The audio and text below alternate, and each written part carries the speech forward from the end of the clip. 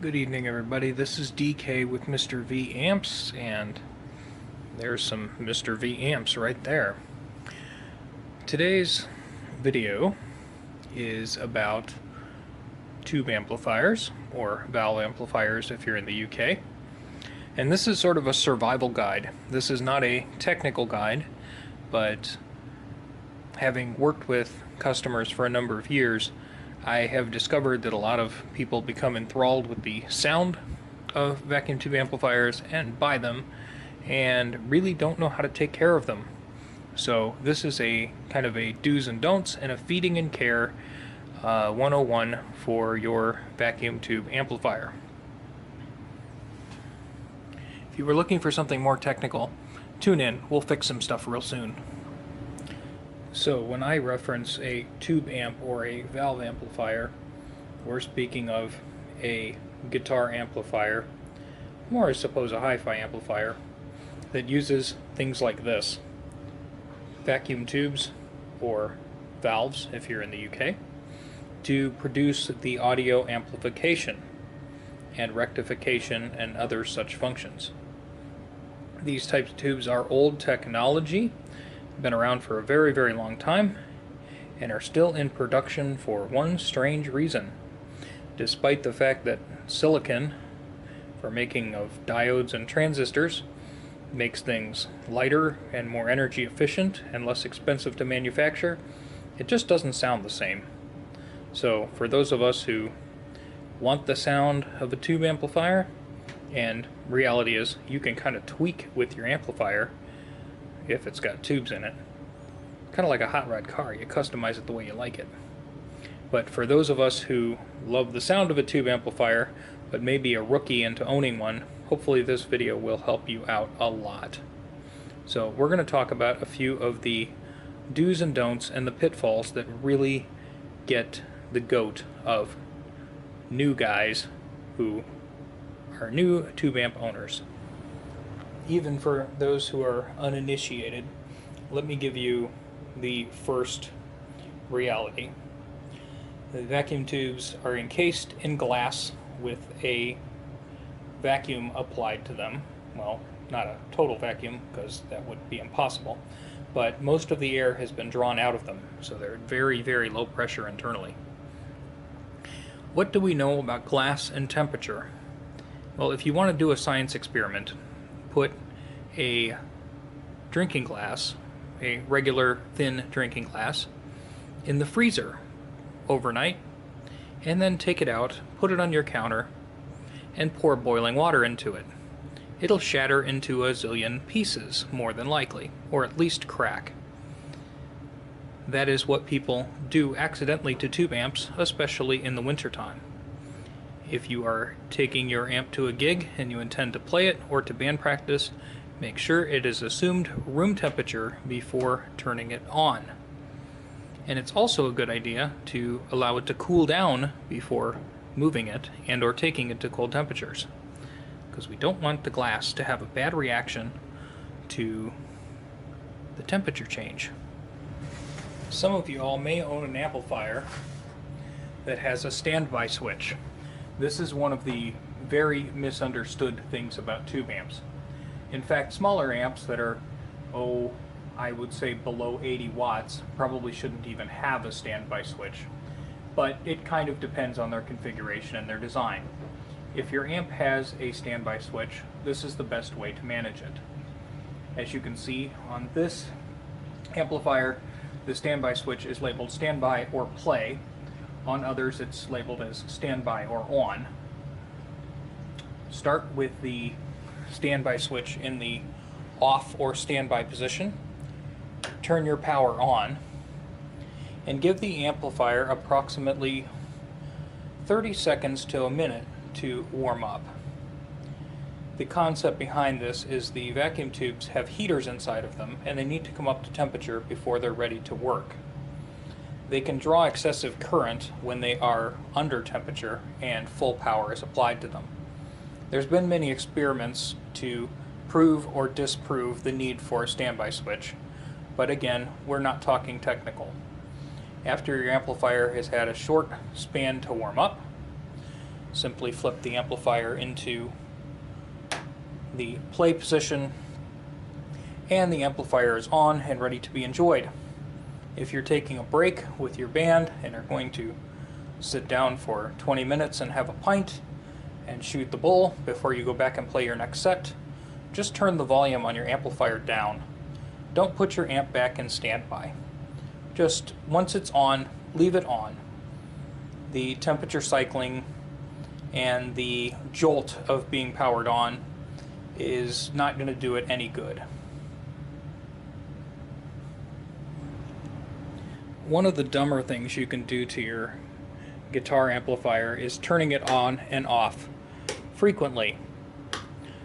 If you have a problem with a power switch, get it fixed and replace it. Don't fidget around with it. If the power switch is janky, fix it. This amplifier is unplugged, so I'm not hurting anything doing this, but if it were plugged in, we could cause some severe harm by flipping it on and off rapidly. Definitely applicable to tube amps as well as solid state amps, impedance matching. Again, this is an in-depth topic that we could really dive into, but let's just keep it simple. If you see, there are 3 places I could plug a speaker into this amp head: 4 ohms, 8 ohms, or 16 ohms. It's important to select the correct speaker impedance for the speaker that we have.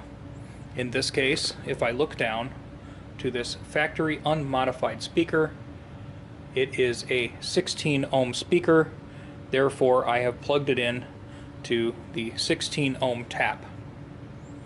Under no circumstances should you turn your amplifier on without a speaker attached. Bad things can happen. For those of us who test and repair amplifiers and we don't want to listen to a loud squealing amp that may be having technical problems, we use a resistor, referred to as a dummy load, as a substitute for the speaker. Having your amplifier on with no speaker connected can really lead to some serious damage in certain amplifier models. Again, some amplifiers have ways around this, others do not. So just don't screw around and make sure you have a speaker plugged in. If you perchance to have a guitar amplifier that has an open back, such as this, you may like to throw your cables in there when you're not playing or you're transporting things. You can put a pedal in there, or your guitar strap, or something like that in the bottom of the amp to transport it.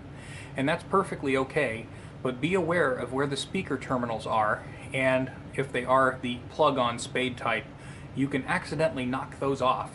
So it's a good idea to make sure those are secured, and that when you're throwing things in the amp, they are nowhere near whacking into those where they can knock them loose and or damage them. In this case, they're located very high, kind of out of reach of the stuff in the bottom of the amp, and they're soldered. But you get the idea. You don't want to start up your amplifier with the speaker disconnected. On the table in front of me are some of the most common vacuum tubes seen in amplifiers today. We'll split them up into 3 different categories. The smaller ones over here are preamplification tubes, or preamp tubes. Over here we have power amplifier tubes, or power tubes. And in the back row we have what are called rectifier tubes. On this table are pretty much the majority of the fare that you will see in current production tube amps, and a lot of mainstream vintage amps. There's only a number of amplifiers that use tubes outside of this realm, at least in the guitar world. Let's start with the preamplifier tubes. By far the most common preamp tube you'll see in modern amplifiers and vintage amplifiers is many times referred to by model 12AX7. The European name for this is ECC83. There's also a third military number, 7025. They're actually all the same tube.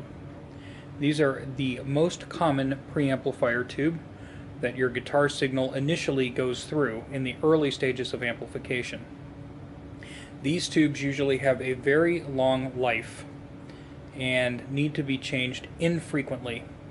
However, they can become noisy over time. Many people like to tweak around with their tone by trying a few different makes and models of 12AX7s, and provided that that is what your amplifier calls for, these tubes are essentially plug and play.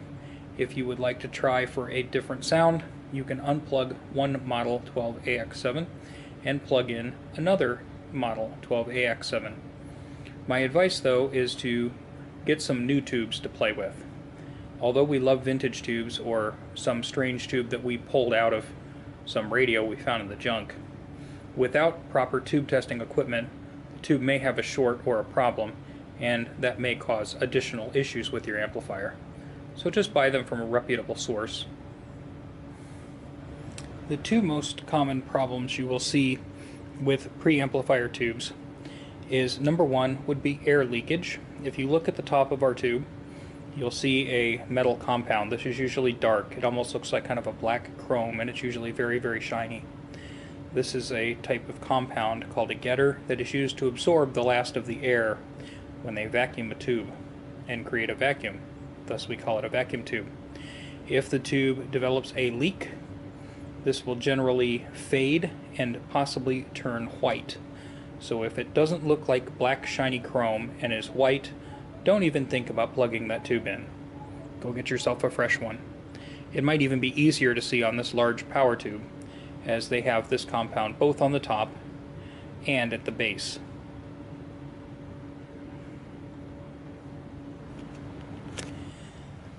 The second most common problem that we see with 12AX7 type preamp tubes is a problem we call microphonics. And this is a high sensitivity to outside vibrations. And a tube that is experiencing that may cause your amp to squeal and feed back or make strange ringing metallic noises. In the event that you have an amp like mine that has a shield over your 12AX7, you'll want to remove that and then power your amplifier on. After your amplifier is on and operational, take a wooden stick. Chopstick is perfectly good, any wooden stick or plastic stick, and with your amplifier's volume turned up just enough that you get kind of a soft hiss, you can tell that it's amplifying, give the tube a gentle tap. If you hear a loud ringing coming when you tap the tube, it will make sometimes a popping sound or a ringing sound. It's very, very sensitive to being tapped on. That tube is likely causing your noise. This issue can also happen with power tubes, but it's really the most common in these preamp tubes. In the event that you have a tube that makes awful, horrible ringing noises when you tap on it, well, in a combo amp like this with the speaker in there, that speaker going at full blast is going to cause that tube to rattle, and it's going to cause some really bad, awful noises. So it's time to change that tube. Besides preamp tubes, probably the least common of the other common types of tube are referred to as rectifying tubes. These tubes, their job is to convert the AC out of the wall, in our case in the United States, the 120 volts, after going through the transformer, ends up at somewhere between 300 and 600 volts. Crazy stuff. But that high voltage AC needs to be converted to DC, and that is the job of a rectifier tube. There are a few other ones, but most commonly you will see the following types: 5U4GB, 5Y3, and GZ34, also known as 5AR4. We'll talk about that a little later. Essentially, know if your amplifier has a rectifier tube, know what type the manufacturer specified, and replace a bad one with that. If your rectifier tube becomes damaged or does air leak, get one of the same model and swap it out. Usually the symptoms of a bad or failing rectifier tube, the amp will start to sound weak due to low voltage, and or may not power up well at all. generally when you turn your amplifier on, even if it's in standby, you should see the nice little orange glow coming from the filaments of each of the tubes. If your rectifier tube ain't glowing, you don't have any high voltage. The other type of tubes you will come across in amplifiers are the power tubes. And these are the strongest tubes in the amplifier that produce the last stage of amplification before it comes out of the speaker. Common ones are 6V6 GT. These are associated a lot with smaller Fender amps, from the Champ to the Princeton, and they're in a lot of amplifiers. A lot. Very, very common too. A little less common is a 5881 associated with the medium Fender amps that produce maybe 30 to 40 watts. Very common and associated with a lot of American amps is the 6L6 GC. And this is a extremely popular tube. Very powerful, very nice. Associated with bigger Fenders, I suppose. A lot of American amps use these things. Very common tube. The EL84 or 6BQ5, associated primarily with Vox amps, but some of the smaller Marshalls. And the EL34, which is associated with the larger Marshall amplifiers. It's important you know which tube your amplifier takes if you're going to have some spares. It is possible to swap an amp around to take a tube it wasn't originally intended to, but again, that is not the subject of this video. You can look in your owner's manual to see what tubes your amp takes, but there is one weird tube that has been floating around on the market for a long time. This is made by Sobtech, and as you can see, it's labeled 5881/6L6WGC. The W is generally a military designation, but you can see it has a sort of a short base on it. Well, if you see 5881 and take this tube out of an amp, let's say your amp came with this tube factory, and put in the 5881, very bad things could happen to your 5881 and or your amplifier. This tube is a short-based 6L6 GC. If you don't want to buy another Sobtech tube, that's okay, but when you take these tubes out, make sure you replace them with a 6L6 GC. I chose this amplifier to show you because it has the full complement of tube types in it. Anyone who owns a tube amp, it is just a good idea to know what type of tubes are in your amplifier. That way, if you are stuck on the road somewhere and you need to get a replacement tube, odds are the guy at the music store isn't going to know every model of amp, but will likely have the most common tubes in stock. So let's just review where you would find out what tubes your amp has. Some amplifiers have it clearly marked on a drawing on the side of the amp. Some of them clearly mark what type of tube goes in each socket right next to the tube socket, which is the case here. That's what I do on my own amps. Or you may have to consult your owner's manual. Sometimes that really stinks. I've had amps that had 10 plus tubes and none of the sockets were labeled. How nice. But by knowing what tubes go into your amplifier, or you could essentially do it the old school way by just looking and marking them yourself. That would work too. This amplifier starts with a 5U4 GB rectifier, 5U4, a pair of 6V6 GTs in push-pull, 12AX7 that lives under the cover here, 12AX7, 12AT7, and 12AX7. So again, very common tubes, fairly easy to come by. The next thing you'll notice with some of these amps is they may have two or more of the same power tube. Some will have two, or actually some will have one power tube, some will have two power tubes, some 4, and in rare instances 6. It's very important that the power tubes be what they consider a matched pair.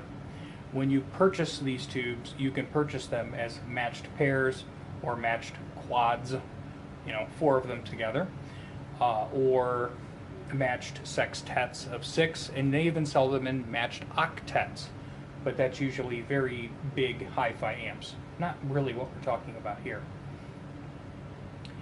Any guitar amplifier that has 2 or more power tubes may or may not have plug-and-play capability with the power tubes. Your preamp tubes, like your 12A-X7s and 12A-T7, are generally plug-and-play.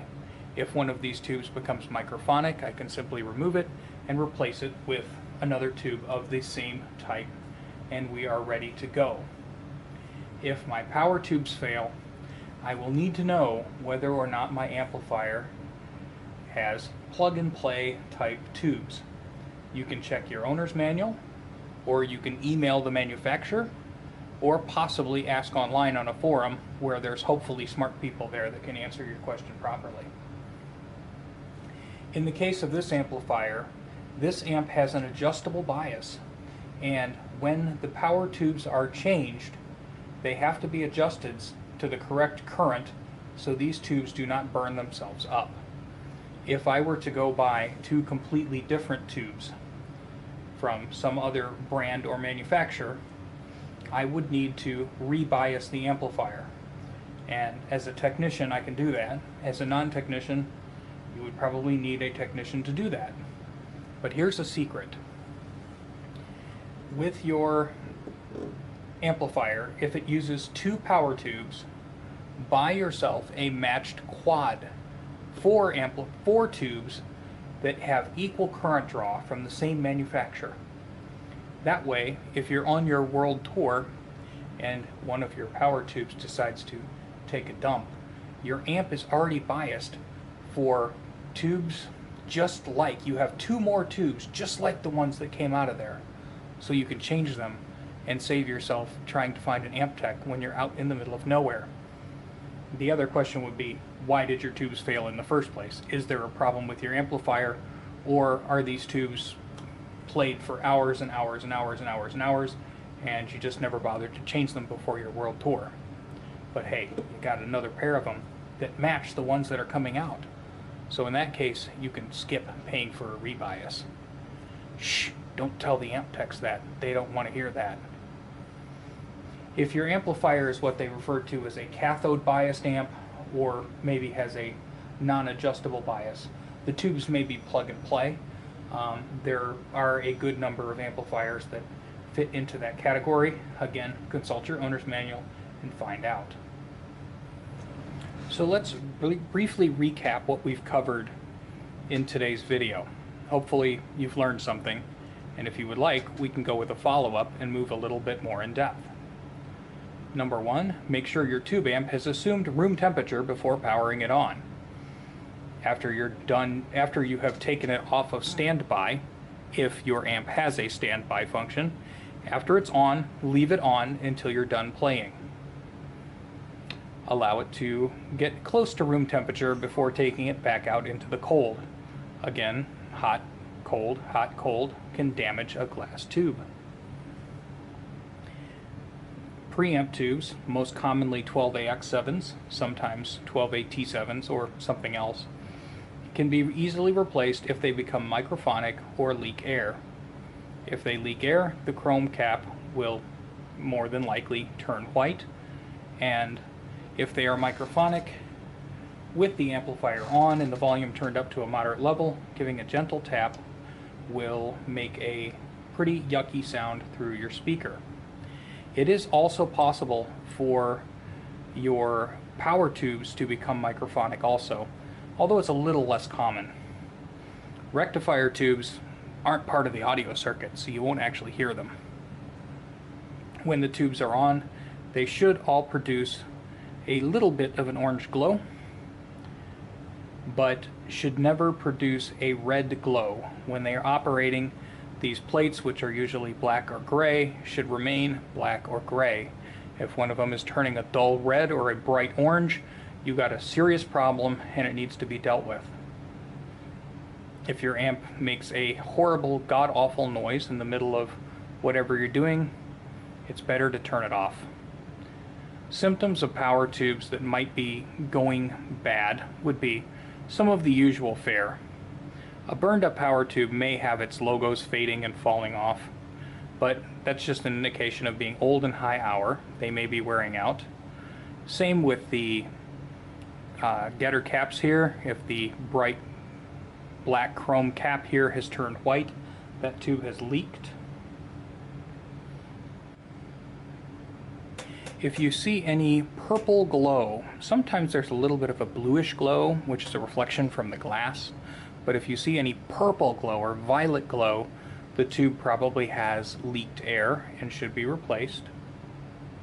When replacing power tubes in an amplifier that has a set of 2 or 4 or 6 or 8, but does anybody who has an amp with 8 tubes around here, if you do, 8 power tubes, man, you got one hell of an amp. Most of us have 2 or 4. When you change those, you do want to change them together so that they match. Having matched tubes leads to the best sound and the best reliability. If the tubes are unmatched, just like a pair of horses trying to pull a cart, if one is doing more work than the other, the whole team suffers for it. Also remember to check into whether your amplifier's power tubes are the type that can be plug and play, or the amplifier needs to be biased by a technician. And again, if it does need to be biased by a technician, and your amp takes 2 tubes, if you buy a matched quad, then you can get one power tube set changed there without having to take it back to the tech. Unless the amp's malfunctioning, obviously. Finally, let's just review a few of the common tube names and their equivalents. 12AX7 preamp tubes are the exact same as ECC83, that is a European name, or 7025. 7025 was just a lower noise version of the 12AX7. The tubes are functionally the same and can be interchangeable. Tube 12AT7 is known as ECC81 on European tubes. For the 6L6GC power tube, be sure your replacements are also 6L6GC. Make sure that C's there. There does exist GBs or just plain old 6L6. No, make sure you have a GC. For 5881, just be aware of that Sovtech tube that is labeled 5881/6L6GC. That tube is a 6L6GC and should be replaced with a 6L6GC. Don't stick a 5881 in a place where that Sovtech tube came out of. We have 6V6, which does not have a European counterpart to my knowledge. EL34, the common Marshall power tube, is American equivalent 6CA7. EL84, the common Vox tube, is American equivalent of 6BQ5. And some other European numbers: KT66, American number 6550, KT88, European number. Then we get to our rectifier tubes: 5Y3, 5U4GB. There are some other outliers in the 5U4 family, like 5U4EH Electro-Harmonics tube. That's a 5U4GB.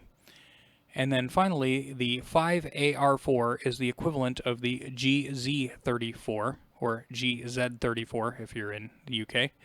And those are rectifier tubes.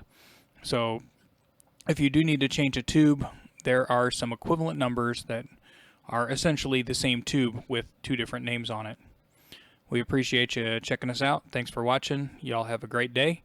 And if you'd like to go into a little bit more depth on the survival guide for owning a tube amp, let me know in the comment section. We can keep going. I know this is rookie information, but hey, we all need to learn sometime.